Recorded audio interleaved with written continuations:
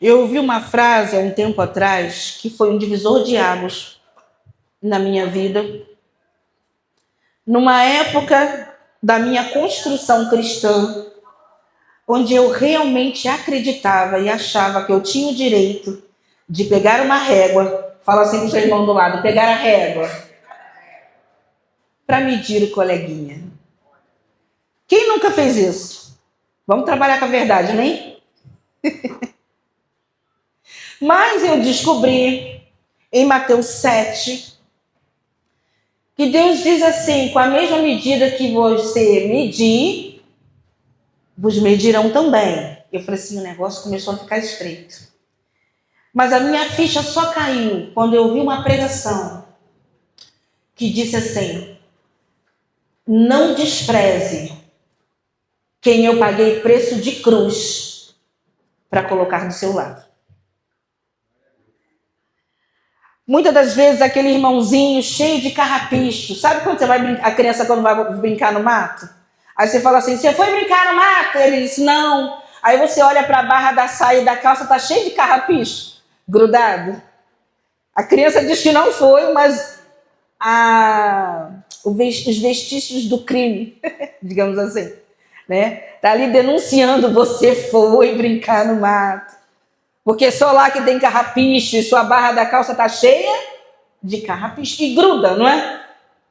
E para tirar uma coisa, você puxa, agarra. E é assim. Quantas das vezes a gente fica sem paciência, irritado, com aquele irmãozinho do lado que tá cheio de carrapicho. Porque carrapicho é assim. Quem foi no mato catar o carrapicho foi tu. Mas quando tu abraça o colega, o carrapicho espeta o outro. Sim ou não? Que não foi pro mato.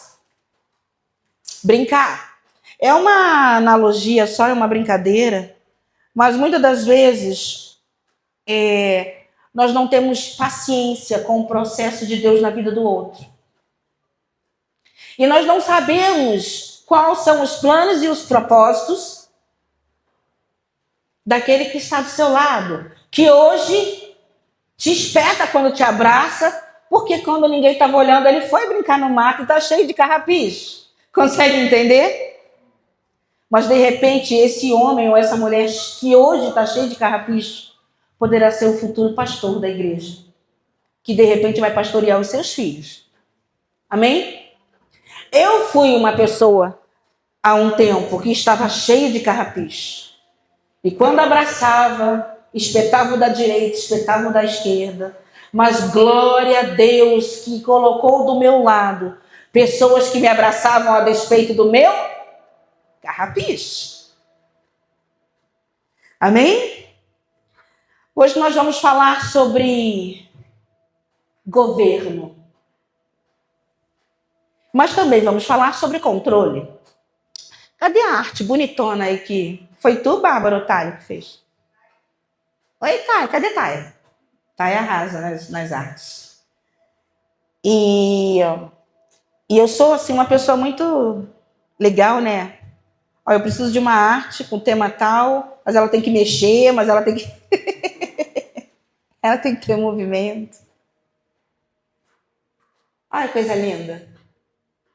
Glória a Jesus. Eu quero te dizer nessa noite, para que a gente comece a palavra de hoje, que você assuma o seu papel de barco. Amém? Vira para o teu irmão e fala assim, você é o barco. Vira para o outro, você é o barco. Mas você é um barco à vela. E para quem gosta de ter controle, ser um barco à vela é um problema. Amém? Porque você depende do tempo. Você tem controle, mas não tem muito. Quantos conseguem entender? E a palavra de hoje é governo versus controle. Abram suas Bíblias em Gênesis 1.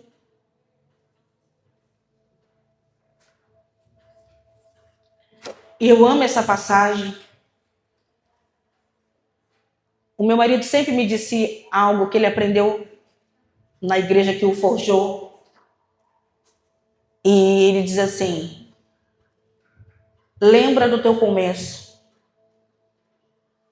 Se você cair, volta para o início. Aonde você tropeçou, levanta ali.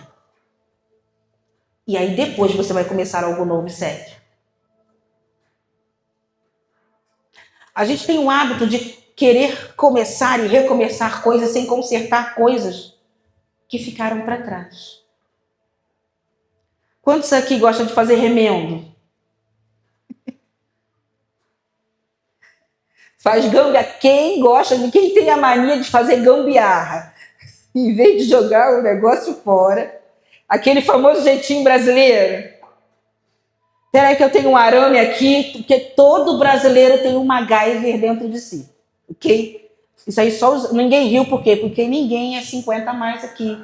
Cadê o Eka Master? Ninguém via MacGyver, cadê a Lê? Não tá aqui. Tu via MacGyver, né? Tem até a versão nova. Gente, pelo amor, me ajuda.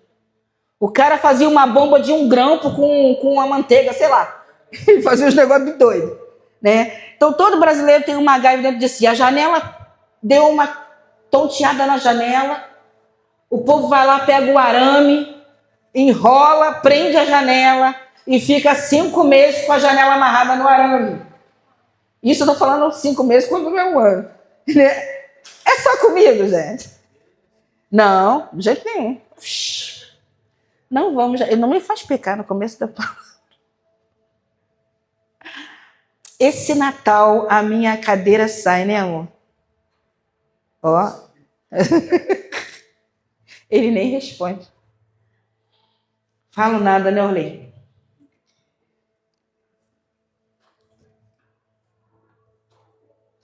Então vamos de início, vamos de começo, vamos de Gênesis. E eu amo essa palavra. No princípio criou Deus o céu e a terra. E a terra era sem forma e vazia. Faz assim com a mão, ó. Tá falando de mim. E havia treva sobre a face do abismo. Era só eu sem Cristo que tinha treva? Alguém está se identificando? Mas o Espírito de Deus pairava sobre a face das águas. E disse Deus: haja luz. E houve luz. Primeira chave que eu quero entregar nessa noite. Ele começa a dizer como é que a condição da terra estava. E ele começa a obra de moldagem, de construção, de criação. Mas antes de criar todas as coisas, a primeira coisa que ele fez foi: haja luz. Vira para o teu irmão e diz assim um segredo para ele: Deus não trabalha no escuro. Às vezes eu quero que Deus comece a dar forma em áreas da minha vida, que conserte coisas que estão meio, né, fora do que deveria, mas eu não quero lidar com a situação, eu quero mágica, eu quero um Deus Mr. M, instalou, está tudo resolvido. Mas Deus, quando trabalha conosco, ele trabalha com... é culto racional, é por entendimento. Deus não anula a sua mente, ele trabalha com ela, amém? Porque ele não quer robôs. Ele quer que você entenda e que você decida. Quantos conseguem entender até aqui? Isso vai fazer sentido daqui a pouco.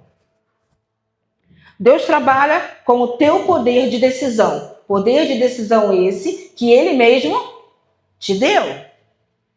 Ele te confiou. Ele te entregou esse poder de decisão. E aí vem toda a criação. E quando Deus começa a dar forma e criar todas as coisas, nós não vamos ler tudo. No versículo 28, depois que ele cria todas as coisas, ele diz assim, no 27, criou, pois, Deus o homem, a sua imagem, a imagem de Deus o criou, homem e mulher os criou. E no 28 ele diz assim: então Deus abençoou, ele disse: frutificai. Fala, frutificai. Multiplicai. Enchei a terra. E a terra, e sujeitai-a. E aí ele diz: dominai. Nesse momento, depois que está tudo prontinho, tudo organizado, tudo feito, Deus primeiro te ordena para dar frutos. E a gente vai falar de fruto daqui a pouco. Depois ele manda você multiplicar esse fruto. E ele manda você não só multiplicar, ele manda você encher.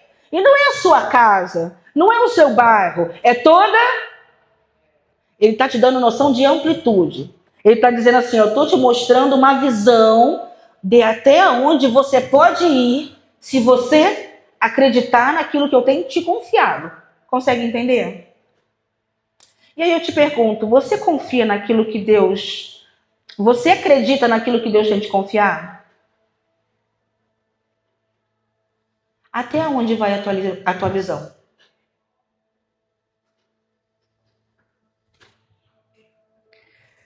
E aí ele diz assim, ó, domina.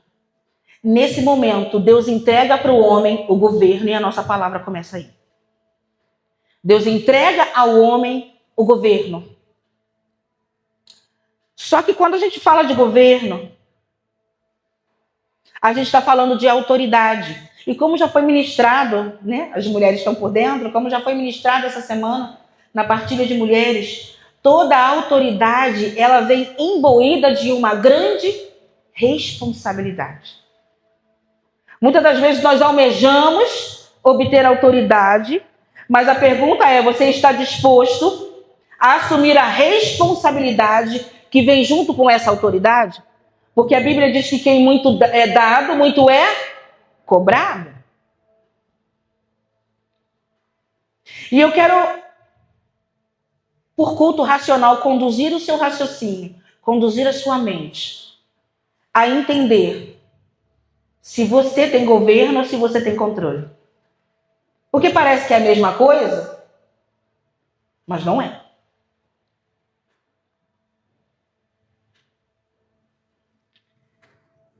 Você está preparada para assumir a responsabilidade que vem com o governo que lhe foi dado? O que você tem feito com a unção que foi derramada sobre a sua vida? E como você tem gerido a autoridade que te foi confiada?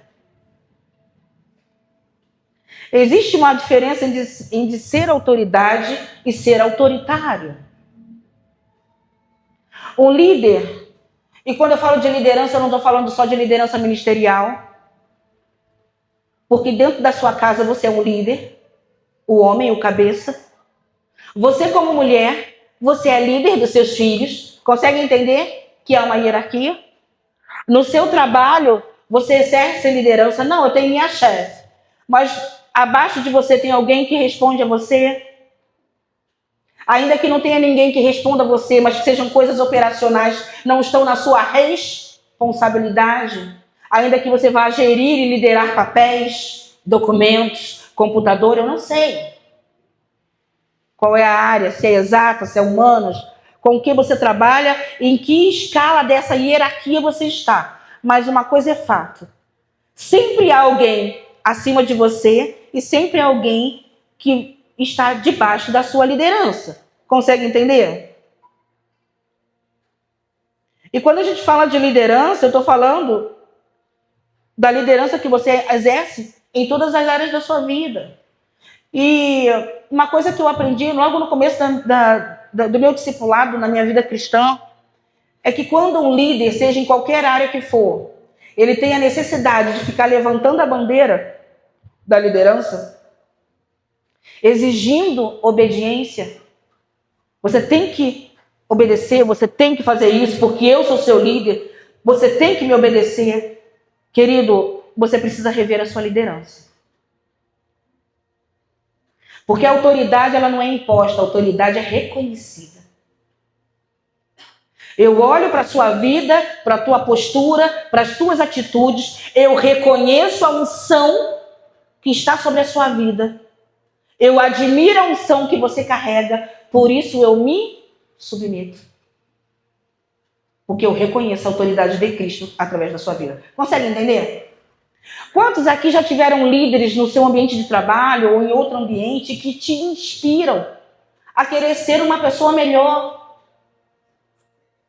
E quantos também já tiveram a experiência de ter uma autoridade sobre a sua vida? Você fala, Senhor, misericórdia. Mas seja essa autoridade, uma autoridade que te inspira, ou uma autoridade que te inspira naquilo que não deve ser feito, que te oprime, digamos assim. A Bíblia diz em Romanos 13 que toda autoridade procede do... A quem tributo, tributo, a quem honra, honra, a quem imposto, imposto, a quem paga, paga. Até um sinal de trânsito é uma autoridade sobre a sua vida, sabia? E se a Bíblia diz que toda autoridade procede do Senhor, seja ela uma autoridade delegada ou constituída, a autoridade que você estudou, se capacitou, e você é constituído para ocupar aquela função, porque você se capacitou para ela. E a autoridade delegada é quando Deus te chama, dando você conta ou não, e Ele te capacita. Porque Ele te delegou aquela responsabilidade. Porque a autoridade está ligada à responsabilidade. Amém? Não importa qual a autoridade. A gente conversou isso quinta-feira. A não ser... Quantos aqui conhecem hierarquia? Eu sempre dou o exemplo, né, de Vitor e Bárbara, que foi mais fácil para mim. Como é que é a Bárbara? Eu sempre pergunto, que eu nunca gravo. Almirante. É o quê? Almirante, comandante, tenente, cabo e vai. Né? E aí o cabo, digamos aqui, te dá uma ordem. Aí o almirante te dá outra. Tu vai obedecer o cabo ou o almirante? Existe uma hierarquia. Gislaine, o que isso quer dizer? A não ser que a autoridade que está sobre a minha vida, seja espiritual, seja no trabalho, seja em casa, faça com a ordem que ela lhe der, venha ferir o comando do almirante, e nosso almirante é... A não ser que essa ordem fira uma lei direta dele, que são os mandamentos, eu vou me submeter, querido. Amém? Ainda que eu não goste, ainda que eu não concorde. Mas, Gislaine, por que você está dizendo isso? Porque a gente está falando sobre governo, a gente está falando sobre liderança, a gente está falando sobre autoridade. E eu quero que você acompanhe a linha de raciocínio. Eu sei que tem um ou outro que foge disso, né? Mas a grande maioria almeja liderar. E tá tudo bem. A própria Bíblia diz que quem almeja o episcopado, grande coisa almeja. E se é um chamado que Deus colocou no teu coração, seja no ambiente de trabalho, seja na igreja, você deve desejar. Mas existe um processo. E eu não posso desejar ou querer, ou até exercer uma liderança, se eu não souber primeiro ser liderado. Quem não sabe ser liderado, não está apto para liderar. Quantos conseguem entender? A Bíblia diz assim, não se engane, de Deus não se zomba. Aquilo que o homem semear, certamente colherá. E aí, às vezes, você está numa situação de liderança onde você começa, poxa, meus liderados não se submetem, meus liderados murmuram, eles reclamam, eles são rebeldes. Como você é como liderado? Você se submete? Ou tudo que o seu líder fala você questiona? Você se submete? Ou toda a direção que o teu líder dá, você pega a régua para medir se o que ele falou é de Deus, se é de Deus, se você concorda, se você não concorda? Ele te deu uma ordem para pecar? Ele te deu uma ordem para ferir a lei do almirante? Então você não foi chamado para pegar régua, para questionar aquilo que quem está em cima dele de repente passou. Eu sempre costumo dar um exemplo, né? Aqui não vai funcionar porque vocês não conhecem minha casa de Dom Iguaçu. Eu sempre dava um exemplo. Vocês conhecem, a maioria conhece minha casa daqui, né? Então vamos lá. Aí, quem conhece minha casa sabe que o primeiro andar é a garagem, com aquele portão abençoado, que a gente tem que fazer malha. A gente malha só subir no portão. aquela, igual o portão de loja, e que ainda está emperrado, tá sem, tem que passar um óleozinho. Só o sangue, não, nem para passar uma graxa. A minha irmã é uma benção, meu marido é uma benção. Ele não passou a graxa no portão ainda, mas ele fez o purezinho de batata baroa para mim, com carne assada na pressão, desfiando hoje. Oh. Amém? Ele falou assim, não tem batata. Eu falei, eu sei, mas eu queria tanto comer batata baroa. Era que hora da noite, amor? Era tarde. Mas eu quero comer batata. Amor, mas não tem batata. Eu sei que não tem batata, mas eu queria muito comer purê. Então, tarde da noite, ele parou no mercado e comprou batata. E eu falei, eu não quero batata inglesa, porque aqui menos tem valor nutricional, eu tô me achando. Aí ele comprou batata baroa. Amém? Então isso vale também para o casamento. Para de pegar a régua e ficar medindo aquilo que ele não faz. E seja grata por aquilo que ele faz. Porque o que ele não faz me irrita. Mas o que ele faz, ele acerta e acerta em cheio. Amém? A gente precisa começar a medir essa balança. Mas voltando para cá.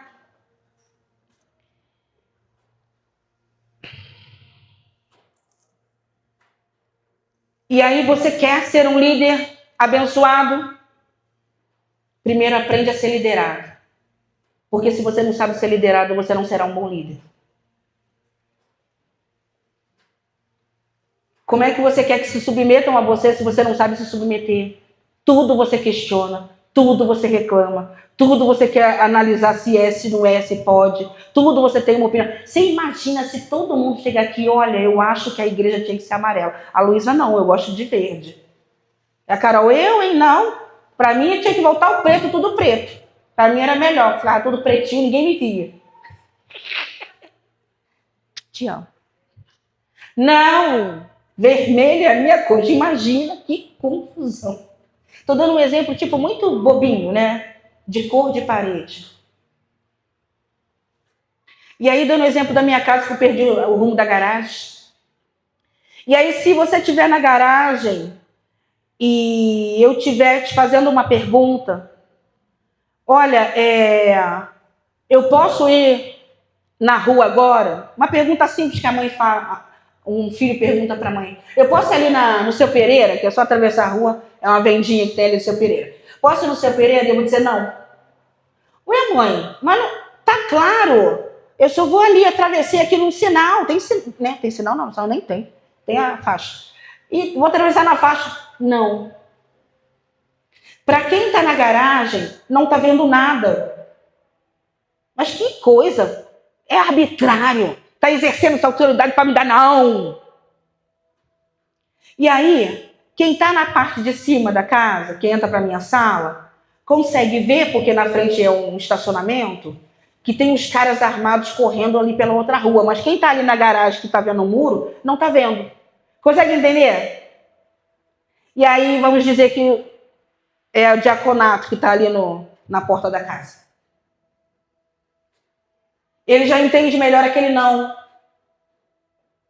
Mas aí eu chego, aí o diácono diz assim, então eu vou ficar aqui na retaguarda, porque eu estou vendo ali onde está, mas aí depois a gente vai contornar e a gente vai pela rua de trás e eu vou dizer assim, não, você não vai. Mas eu estou vendo que o bandido está aqui, eu vou pela rua de lá, só que eu estou no terraço, e do terraço eu consigo ver que a outra rua também está cercada. Você, onde está, a tua visão também é limitada. Você vê até um certo ponto. Mas quem está no terraço está vendo a rua de trás. E vai dizer não. Então eu vou fazer uma outra estratégia que eu vou para você aonde. E aí o outro que está acima, que é o pastor da igreja, diz assim, não, você também não vai. Poxa, mas eu já vi que está cercado, mas ele tem um caminho. Mas eu estou no helicóptero e eu estou vendo o bairro inteiro. E o bairro inteiro está tomado. Tu vai ficar aí. Consegue entender? Muitas das vezes, um pastor vai te dar uma direção que você não quer. Que você vai olhar e vai ficar questionando por que ele te deu aquele não. Mas você pode ter certeza de uma coisa. Se ele é um homem de Deus, uma mulher de Deus, ele te deu um não para te proteger em primeiro lugar.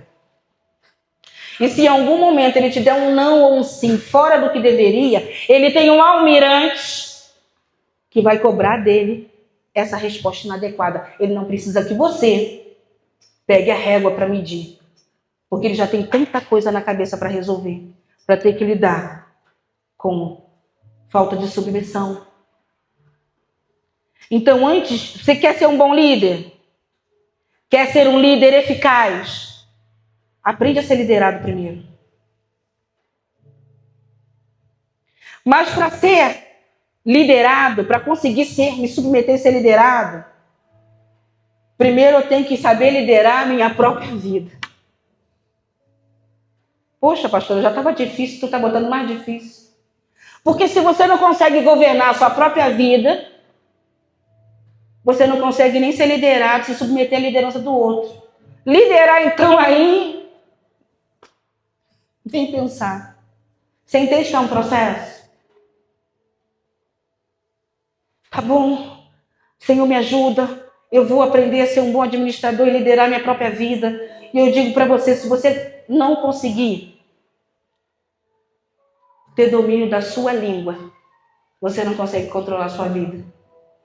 Se você não tem domínio sobre a sua língua, você não consegue governar a sua vida. E se você não governa a sua vida, você não consegue se submeter à liderança. E se você não se submete à liderança, você nunca vai ser um bom líder.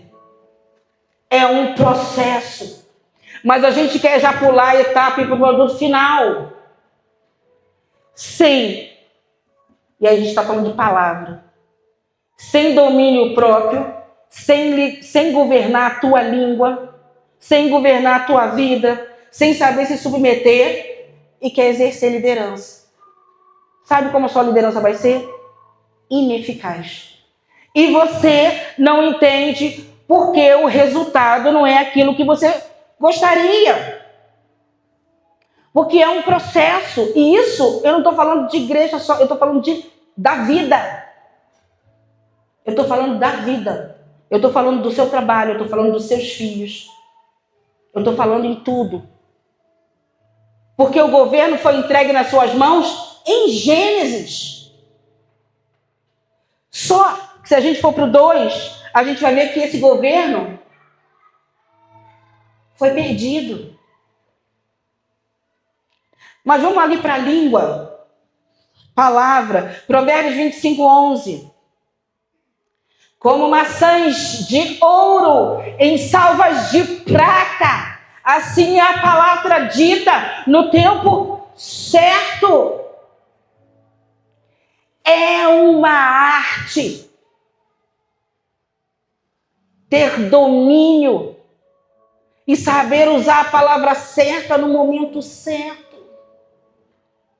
Meu Deus! Isso deve ser almejado. Porque na boca, na língua, na palavra há poder de vida e de morte. E quando lhe foi entregue o governo, antes de entregar o governo na sua mão, ele disse: frutifica, dá fruto. Não só dá fruto, multiplica. Não só multiplica, enche a terra. É uma missão. Provérbios 4:23. Sobre tudo que deves guardar, guarda o teu coração, porque dele procede as fontes, as saídas da vida. Eu olho para o coração e eu vejo como um jarro. E durante muito tempo eu falo assim: Senhor, me faz entender essa palavra, faz sentido para mim, não. Por que eu tenho que guardar meu coração? Porque dele procede a fonte. Fonte é aquilo que jorra para fora. E aí a gente tem um outro versículo que diz o quê? Em Mateus 12:34. A boca fala do que o coração está. Aí eu consegui entender Provérbios 4:23. Teu coração é como se fosse um vaso. Se você não protege a boca e deixa ele na chuva, ele vai encher de água. Mas se você deixa ele assim, debaixo da goteira da calha, a água é limpa ou é suja? Podem ser gotas. Uma goteira, uma hora ele fica cheio de água vai sair o quê? O que vai transbordar? Água limpa? Entende? Então, quando ele falou sobre tudo que deves guardar, eu não consigo expulsar a professora de dentro da fono nem da pastora. Sobre tudo que deves guardar, o verbo está no infinitivo, é genérico. Ele bota o ponto e diz, ele muda o verbo. E ele bota no imperativo. Sobre tudo que deves guardar, genérico, ele te dá uma ordem, guarda. Quando ele coloca o verbo no imperativo, ele está te dando uma ordenança, ele diz, guarda. Fecha a tampa. Não deixa qualquer coisa entrar. Porque aquilo, ouvido, aquilo que você deixa entrar é o que vai encher. E quando tu abrir a tampa, é o que vai sair. Consegue entender? Então para de ficar botando na conta do inimigo aquilo que você deixou a tampa aberta e deixou encher. A Bíblia diz que as más conversações corrompem os bons. A que você tem dado ouvido? Ao que você tem dado ouvido? Do que você tem deixado encher o seu coração? Porque quando você abre a boca é o que vai sair. Eu estava um pouco chateado, aí saiu assim. Não, querido, você é grosso. Vamos trabalhar com a verdade? Eu estava um pouco magoada, aí quando saiu, não, você é parida, você é ferida, você não está curada, você acha que está, mas não está. Quando abre a boca só sai farpa para tudo quanto é lado. Amém? Cutuca o teu irmão e diz assim, fecha a tampa do vaso. Quantos aqui tem marido que vai no banheiro? Fecha a tampa. Nem meu marido não, tá? Meu marido faz isso, não. Criança que vai no banheiro, não dá descarga e não fecha a tampa do vaso. E deixa surpresa quando você chega no banheiro. É legal? Tô dando um exemplo aqui, né? É um vaso sanitário, seu coração é um vaso para botar flores.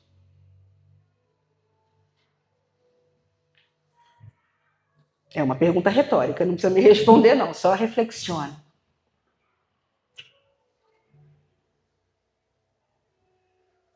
Governos versus controle, governo. Significado de governo é poder executivo, ação, processo, tá claro, tá grande, mas nem tanto. Poder executivo, ação, processo ou efeito de governar-se. Eu achei incrível. Governar-se.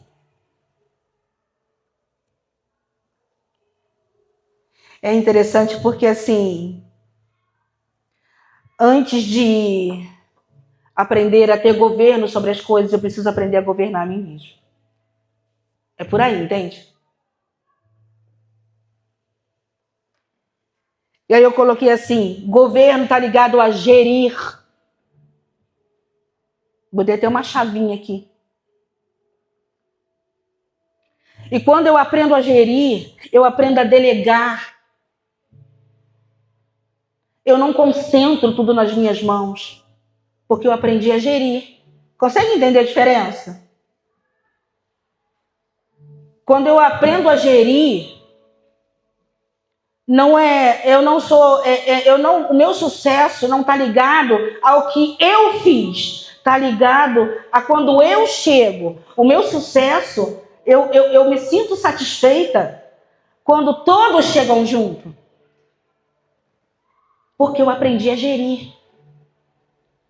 É eu, mas o Espírito Santo é a receita para um governo eficaz. E aí é o barco à vela, a analogia do barco à vela. Por que eu pedi para colocar o barco à vela? Não vou atender, não. Porque eu coloquei um barco à vela. Porque eu até posso querer ter controle sobre o leme e dar a direção se vai para a direita ou à esquerda. E vocês já vão entender isso. Mas, se não tiver vento, fala assim, vento. Quantos lembram da pregação do Espírito Santo? Ruach. O sopro de Deus é o Espírito Santo. Se não tiver ruach. Você pode botar o leme para onde você quiser, meu filho, que o barco não vai sair do lugar. Isso aponta para alinhamento espiritual. Não é o que o Espírito quer, não é o que eu quero. É a minha vontade alinhada à vontade dele e o barco vai. Porque você pode dar a direção, mas se ele não soprar, o barco não anda. Amém? Isso significa que se a minha vontade estiver alinhada com a vontade do Pai e eu colocar na direção certa que ele me direcionar, ele vai providenciar o vento para que ande. Se você está posicionando, mas eu fiz tudo, arrumei o leme, preparei tudo, içei a vela, puxei a âncora, está tudo certo, por que o barco não está andando? Você tem que começar a questionar se você está alinhado com o ruach, se você realmente está gerindo e exercendo o governo, ou se você está tendo controle. Controle é ato ou efeito de controlar. Instituição, órgão, setor, ao qual compete monitorar ou fiscalizar. Olha a régua. Lembra da régua que eu falei? Ter controle. Por quê? Pelo prazer de controlar. Então, quando o governo está ligado a gerir, controle está ligado à manipulação e intenção duvidosa de coração. Quando o governo está ligado a gerir, eu mais Espírito Santo, o governo é eficaz, controle está ligado à manipulação, intenção duvidosa de coração e alma independente. Eu já falei várias vezes aqui que o mundo, e nós estamos na contramão do mundo, amém? O mundo nos ensina que eu preciso ser independente para crescer. Mas no mundo espiritual, a independência de Deus é suicídio espiritual. Você morre. A Bíblia afirma que nós estamos enxertados da videira e que vós não dás fruto de você mesmo. Você só dá fruto se você estiver enxertado nele. Consegue entender?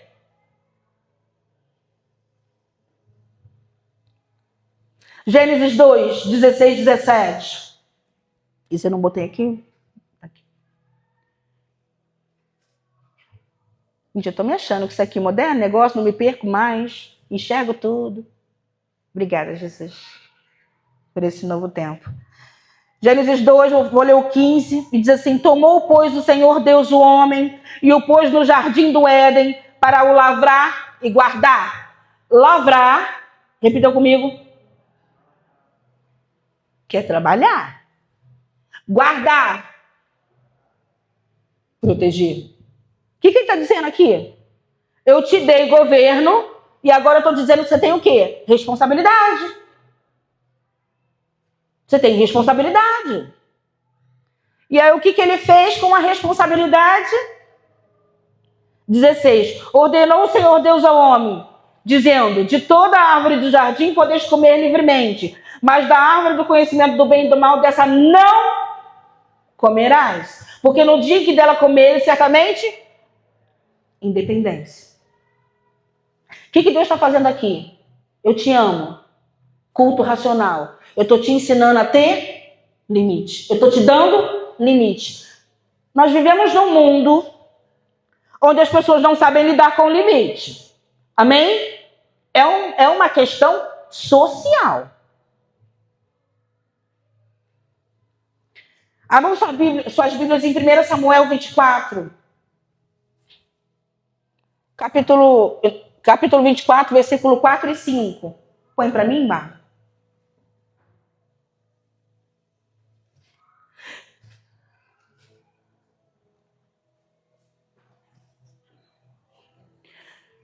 Em Gênesis 2, 16, 17, Deus estabelece limite.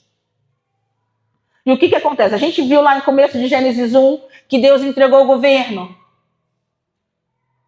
Aí Deus estabelece limite no 2, 16, 17. O que acontece? Eles perdem o governo. Eu perco o governo quando eu não consigo respeitar limites. A desobediência trouxe o perder do governo.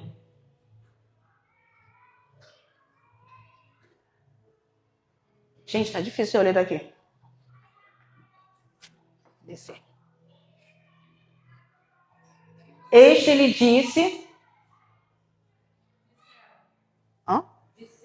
Não estou enxergando. Disseram, este é o dia sobre o qual o Senhor falou a você. Entregarei nas suas mãos o seu inimigo,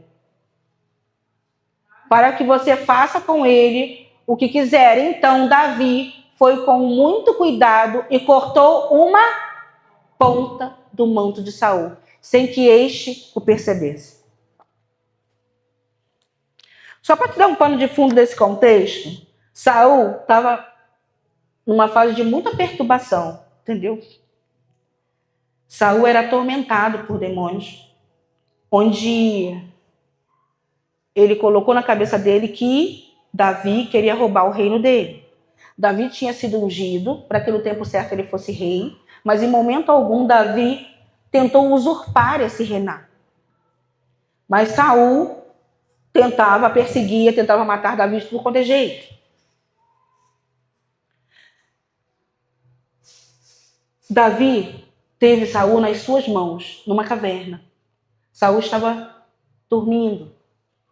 Davi foi lá, cortou uma pontinha só do manto e disse, se afastou e disse assim, eu estou te provando que eu tive você nas minhas mãos, porém eu não te fiz nada. Eu não tenho a intenção de lhe fazer mal. Sabe o que é isso? Noção de autoridade espiritual. Temor.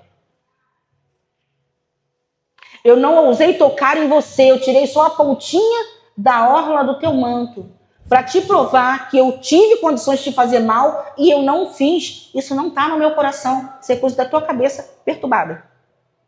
Ele não falou isso, ele disse isso, ok? O cara tentava matar ele, tentou matar ele mais de uma vez. Mas ainda assim ele não revidou. Porque ele entendia que ele era o rei, ele era uma autoridade. E que toda autoridade ela procede do Senhor. E hoje em dia nós saímos falando de autoridade à torta à direita como quem compra pão na padaria. E eu fico perguntando, quando Deus foi me dando essa palavra, o Espírito Santo gerou no meu coração uma tristeza tão profunda que eu fui dormir triste e eu acordei triste. O meu olho chegou a marejar de lágrimas. E eu falei, Senhor, aonde está o temor? Em Provérbios,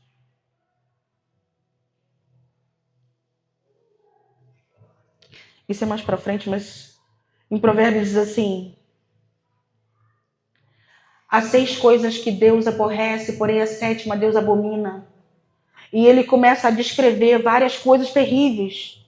Língua mentirosa, prestes que se apressam para o mal, um monte de coisa. Eu falei, caramba, o que será que Deus... Se isso tudo Deus fica chateado, aborrecido, o que será que Deus abomina? Será que é assassinato? Será que é estupro, adultério, é uma coisa terrível?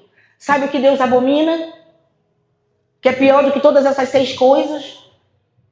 O que dissemina contenda entre os irmãos. Aí volta para onde? Para a língua.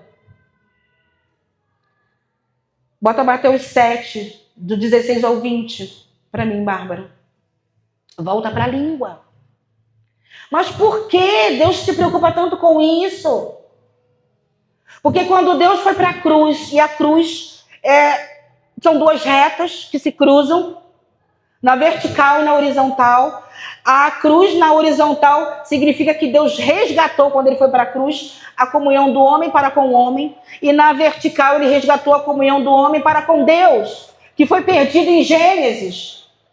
Porque o homem não tinha limite. Ele não soube respeitar limite. E ele perdeu o governo. Ele perdeu mais do que governo, ele perdeu comunhão. Ele perdeu relacionamento. E quando você, Por que Deus abomina o que dissemina contenda entre os irmãos? Porque quando você faz isso, você anula a obra da cruz. Amém? Tanto que ele pega os 10 mandamentos e resume no Novo Testamento em 2. Onde o verbo de ação é apenas um, que é ama. E novamente a palavra ama está no imperativo. Não é um pedido, é uma ordem. Ama o teu Deus de todo o teu coração. E depois ele manda amar quem? Ao próximo. Mateus 7, 16, 20. Gente, é muito para ler daqui. Pelos seus frutos vocês o reconhecerão. Alguém pode colher uvas de um espinheiro ou figos de ervas daninhas? O 17. Semelhante toda árvore boa dá frutos bons, mas a árvore ruim dá fruto ruim. 18. Uma árvore boa não pode dar frutos ruins, tampouco uma árvore ruim pode dar frutos bons. 19. Toda árvore que não produz bons frutos é cortada e lançada no fogo. A boca fala do que o coração está, do que você tem deixado encher o seu coração. Essa palavra não é uma palavra fácil, mas que seja uma palavra de despertar para o ressurgir da unidade da Igreja Santa de Cristo. Não é da eclesia, é da Igreja de Cristo.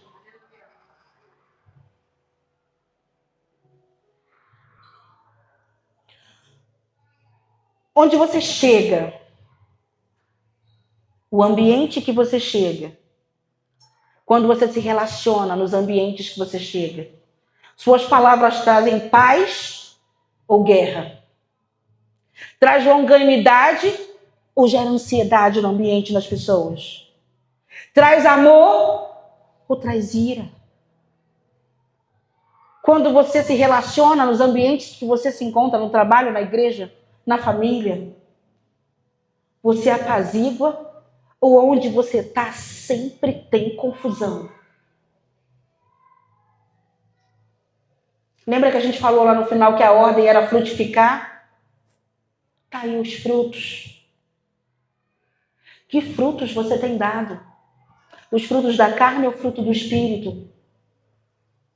Porque quem consegue gerir e exercer governo, o governo que foi entregue no começo de Gênesis, ele é conhecido porque os frutos, o resultado final, são os frutos do espírito. Mas se os resultados finais, se os seus resultados finais são obras da carne, querido, você não exerce governo, você tem controle. Achando que tem governo. Você só tem controle. Alma independente. O Espírito Santo. Não há parceria. Porque ainda que a nossa alma louca, mente, vontade e emoção, tente dar ideias de jirico, porque ela adora fazer isso. Há um alinhar do Espírito. Não, filha. Não, filha.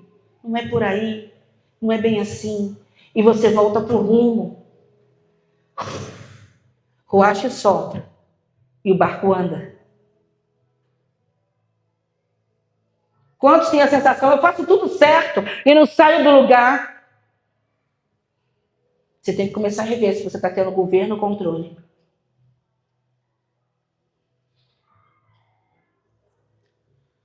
Tiago 3, do 3 ao 12, a gente já está fechando. Eu vou ler daqui porque eu não estou dando certo sem agora não.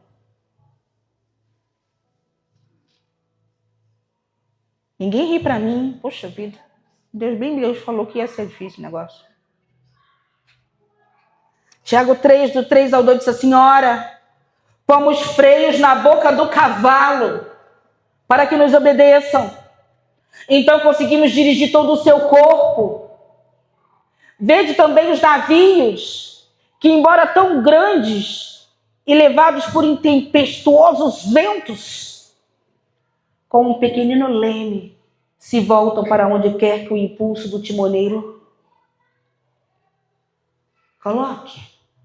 Assim também a língua é um pequeno membro e se gaba de grandes coisas. Vede quão grande bosque, um tão pequeno fogo te incendeia. Basta uma fagulha para fazer um estrago. Uma vez eu fiz um gabinete, não foi aqui não, tá bem? Uma vez eu fiz um gabinete e a pessoa disse assim, eu tô arrependida do que eu falei, da fofoca que eu fiz, que não sei o que. Eu falei, amém, glória a Deus, você se arrependeu. Vamos fazer o seguinte, pega esse papel aqui, pica no máximo de pedacinhos que você conseguir. Só picou. Agora vamos pro terraço. Aí fomos pro terraço da loja, né, onde era a igreja. Aí eu esperei o vento soprar, eu falei assim, joga. A pessoa jogou o papel. Agora vamos descer. Descendo. Cata tudo. Como é que eu vou catar tudo? O outro foi para outra rua, o ônibus passou por cima. Cata tudo. É impossível catar tudo. É impossível desfazer toda a consequência dessa fofoca que foi. Você está perdoada. Mas como é que conserta isso tudo? Como é que cata tudo que espalhou? Como é que junta cada pedaço do que foi rasgado e quebrado? Temor do que sai da tua boca. Quando tu abre a tua boca, tu cura. Ou você fere, estilhaça quem está à volta. Eu dei um direcionamento no gabinete essa semana. Semana passada, falei assim, tu vai botar água em cima da TV. Na hora da oração, ela é poderosa, não fala da igreja. Deixa a água ali, pegando o poder da oração. E aí você vai deixar a água reservada. Quando teu marido vier falar contigo que você não gosta, você vai encher a boca de água. Eu falei, pastor, é simpatia? Não, porque a tua boca tá cheia, tu não vai poder falar. Só engole quando ele for embora. Amém? É uma brincadeira. Mas eu falei isso mesmo. A pessoa riu, mandou até uma figurinha de um cara bebendo água, uma pessoa bebendo água pra mim. Falei, gostei dessa figurinha. Amém? Se tu não tem domínio sobre a tua língua, como é que tu quer governar a tua vida? Um órgão tão pequeno, você não tem governo sobre a tua língua, como é que tu governa a tua vida? Se tu não governa a tua vida, como é que você vai se submeter a um outro governo, que é a liderança? E se você não tem condições de se submeter a uma liderança, como você acha que quer liderar? Você realmente acha que tu é bom nisso? Que tu tá... Não é que tu é bom, tu realmente acha que você é apto a liderar? Essa palavra não é para vergonha, essa palavra é para conserto. Porque Deus acredita que podem e irão se levantar líderes fortes, sarados e que sabem gerir governo e que assumem com maturidade espiritual a responsabilidade que lhe foi confiada.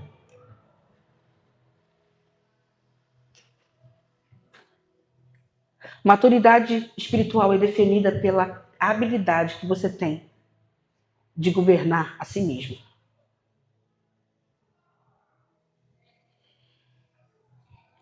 Me perdi aqui na língua. 6. 7. Pois toda a espécie, tanto de feras como de aves, tanto de répteis como de animais do mar, se doma e tem sido domado pelo gênero humano, mas a língua nenhum homem pode domar.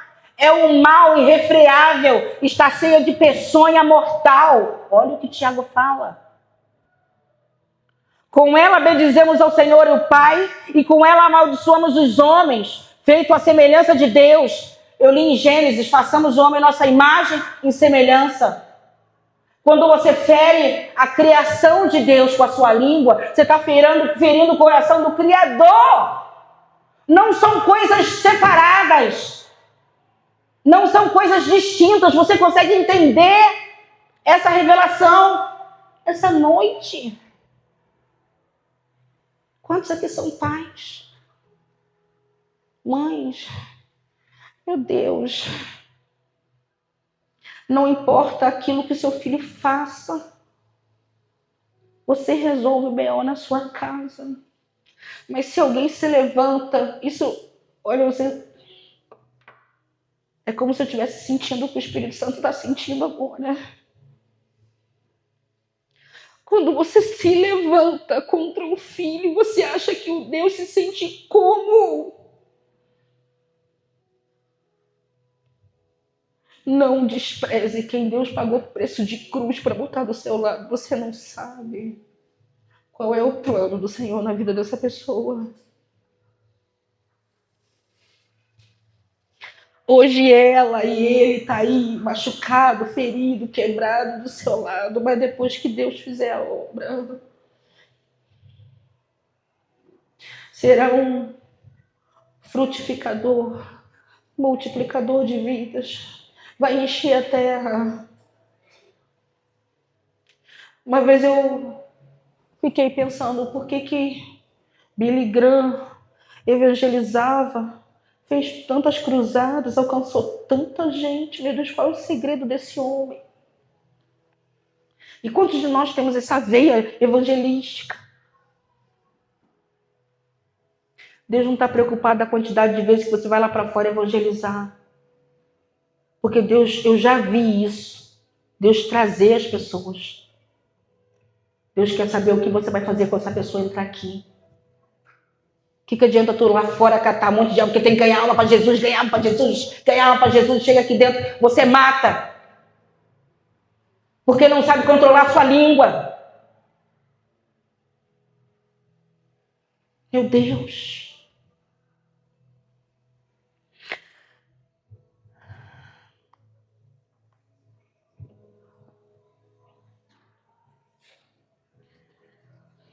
Há uma distância entre o que eu quero fazer e o que o Espírito Santo me direciona ou espera que eu faça. E ter maturidade espiritual é ter governo sobre isso. Eu quero fazer isso, porém, eu conheço o meu Senhor, eu caminho com Ele, há um alinhamento. Então, entre o que eu quero fazer e o que Ele espera que eu faça, há uma distância, e eu escolho sempre agradar o meu Pai. Porque eu posso viver sem qualquer coisa, mas eu não consigo viver sem Ele. E quando a gente quer alguém perto, a gente agrada. Sim ou não?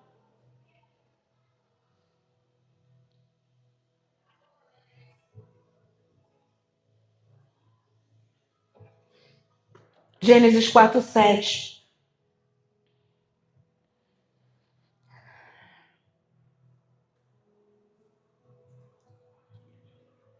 Ele corrobora isso.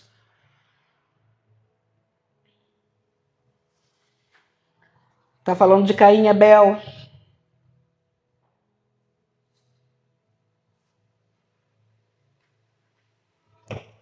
Porventura, se procederes bem, não se há de levantar o teu semblante, e se não procederes bem, o pecado jaz à porta. Sobre ti será o seu desejo, mas sobre ele tu deves dominar. Eu gosto da minha versão antiga, Almeida, do tempo do ronco, eu gosto dessa. Que diz, o teu desejo é contra ti, e cabe a ti dominá-lo. Você aceitou Jesus, você não é mais escravo do pecado, amém? O pecado na sua vida passou a ser uma escolha. Cabe a ti ter domínio, controle. Cabe a ti dominá-lo. Cabe a ti dominá-lo. Às vezes sonhamos e nos empenhamos em fazer coisas grandiosas, mas não conseguimos cumprir o básico. Na língua está o poder de decisão. Então a gente tem aí o quê? Timóteo, 2 Timóteo 1:7.